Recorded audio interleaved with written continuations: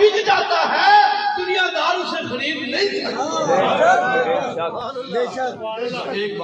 ایک بات بیان تو اللہ میں صاحبزادہ صاحب کا ہوں فاض سے کیسے شکریہ ادا کروں جو اپنا قیمتی وقت آئے۔ صرف ایک بات، محبوب سبحانی جب قافلے میں شامل ہو کر بغداد کی طرف جا رہے تھے تو آپ ایک ٹیلے مبارک پہ کھڑے ہو گئے اور سارے ڈاکو چور قافلے کو لوٹ رہے تھے، چور اور ڈاکو قافلے کو لوٹ رہے تھے۔ میرے قبلہ پیر صاحب حضرت علامہ علیہ بشر قاضی زیائی رحمۃ اللہ فرماتے ہیں غوث اعظم ٹیلے مبارک پہ کھڑے ہو کر زیر لب یہ فرما رہے تھے، ڈاکو چورو لوٹ لو، یہ تمہارے لوٹنے اور چوری کرنے کی آخری وعدات ہے، آخری وعدات ہے۔ اور میں اپنے پیر صاحب کے قدموں پہ کھڑا ہو کر کہتا ہوں پاکستان کے سیاست چور اور ڈاکو سیاست دانوں، تم نے ملک کو لوٹ لیا، تمہارے لوٹنے کی یہ آخری باری تھی، اس کے بعد پاکستان میں لوٹنے والا نہیں آئے گا، نبی اسلام کا غلام آئے گا۔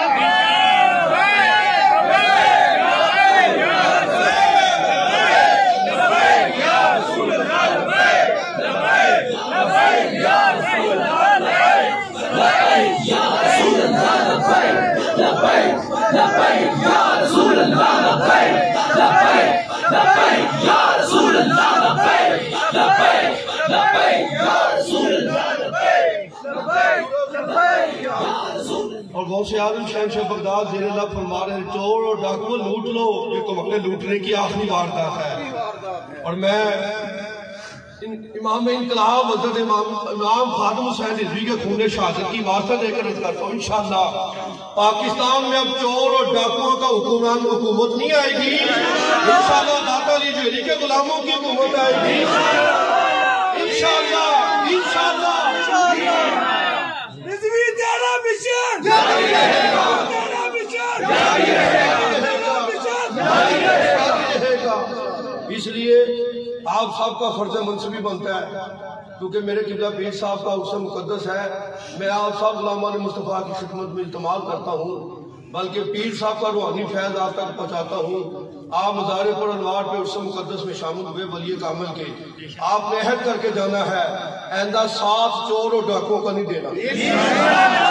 جن ظالموں نے ملک ممتاز حسین قادری کو تختے دار پہ لٹایا ان قاتلوں کو ووٹ نہیں دینا۔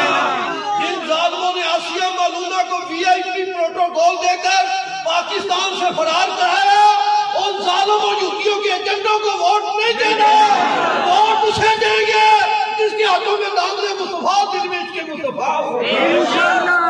انشاءاللہ یہ حد کرنا پڑے گا، یہ حد کرنا پڑے گا کیونکہ ہم یہ سمجھتے تھے بچپن سے، ہم یہ سمجھتے تھے یقین جانو، ہم یہ سمجھتے تھے مولویوں کا کام صرف نماز پڑھانا ہے، مولویوں کا کام صرف جنازہ پڑھانا ہے، مولویوں کا کام صرف ختم شریف کی محفلوں میں جا کر دعا کرنا ہے، لیکن میر المجاہدین تیری عظمت کے قربان جائیں، تیری جرت کے قربان جائیں، تیری بہادری کے قربان جائیں، تیری عظمت کے قربان جائیں، تو نے دنیا کے باتوں کو بتایا ہے مولوی کا اصل کام نبی کی ناموس پہ پہرا دینا ہے۔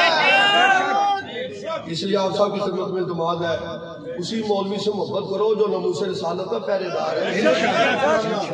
آپ کے پیر بڑے معتبر ہوں گے، بڑے عظمت والے ہوں گے، میں آپ سے معذرت کے ساتھ کرتا ہوں، لیکن پیر بننے کے قابل وہی ہے جو نبی کے ناموس کا پہرے دار ہے۔ یہ مت دیکھو لاکھوں مرید ہے، کئی لاکھ مریدوں کا پیر ہے، ہمیں ایسے پیروں کی ضرورت نہیں ہے، ہمیں ان مرد قلندروں کی ضرورت ہے جو نبی کے ناموس پہ پہرا دینے کی باری ہے، سر پہ کفن باندھ کر میدان عمل میں آنے والا ہوں۔ اور میں نے اپنی گناہگار آنکھوں سے اس وقت امیر المجاہدین کو ڈی چونک میں بھی دیکھا جب پہلا دھرنا ہمارا وہاں پہ ہوا، جب ظالموں نے ہمارے دھرنے پہ بڑا ناپاک حملہ کیا، شیلنگ کی گئی، گولیاں برسائی گئی، لیکن امیر المجاہدین نے جرت کے ساتھ اس ترازے پہ بیٹھ کر عظمت مصطفیٰ پہ پہرا دیا۔ اور چند دن پہلے جب MAO کالج میں جو شیلنگ کی گئی، میری آنکھیں وہ منظر نہیں بھول سکتی، جس طرح انہوں نے وہاں خون خرابہ کیا، غلامان مصطفیٰ کے سینوں پہ گولیاں چلائیں، اور بعد میں اس طرح منظر ہو رہا تھا جیسے اس چوک میں گائے اور اونٹ ذبح کیے گئے ہیں۔ یہ ہے ریاست مدینہ، ریاست مدینہ کے دعوے داروں، یہ ہے ریاست مدینہ۔ لبیک یا رسول اللہ کے کہنے والوں کو سینے پہ گولیاں مارنا یہ ریاست مدینہ ہے، یہ ریاست مدینہ نہیں ہے۔ ریاست مدینہ بنے گی انشاءاللہ جب پاکستان میں تاریخ لبیک کی حکومت بنے گی۔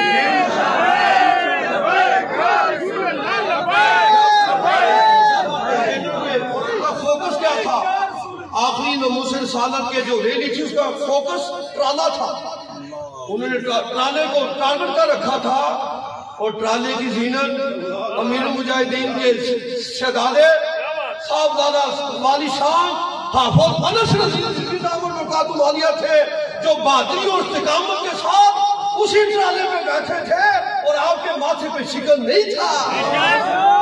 یہ ہے بہادری کی پہچان۔ اللہ نبی پاک کے دامن کرم کے صدقے ہم غلامان مصطفیٰ کو اپنے قائد ملت اسلامیہ مجاہد ختم نبوت حافظ صاحب رضی اللہ عنہ برکاتہ عالیہ کے قدموں کے صدقے انشاءاللہ اللہ ہمیں استقامت عطا فرمائے، اور ان دونوں شہدادوں کے شانہ بشانہ ہمیں کھڑے ہو کر وقت کے ظالموں کو للکارنے کی توفیق عطا فرمائے۔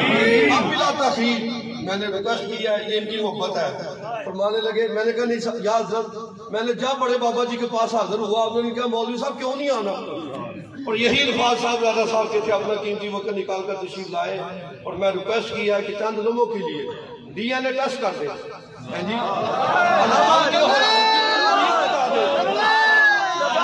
کے لیے یہ جو عقیدے کا اور دین کا ڈی این اے ٹیسٹ کریں گے، لیب میں جانے کی ضرورت نہیں ہے، اس کے لیے لیب ٹیسٹ نہیں ہوگا، قرآن اور حدیث کے مطابق بتائیں گے ڈی این اے ٹیسٹ کہتے کسے ہے اور حلال زادہ کون ہے اور حرام زادہ کون ہے۔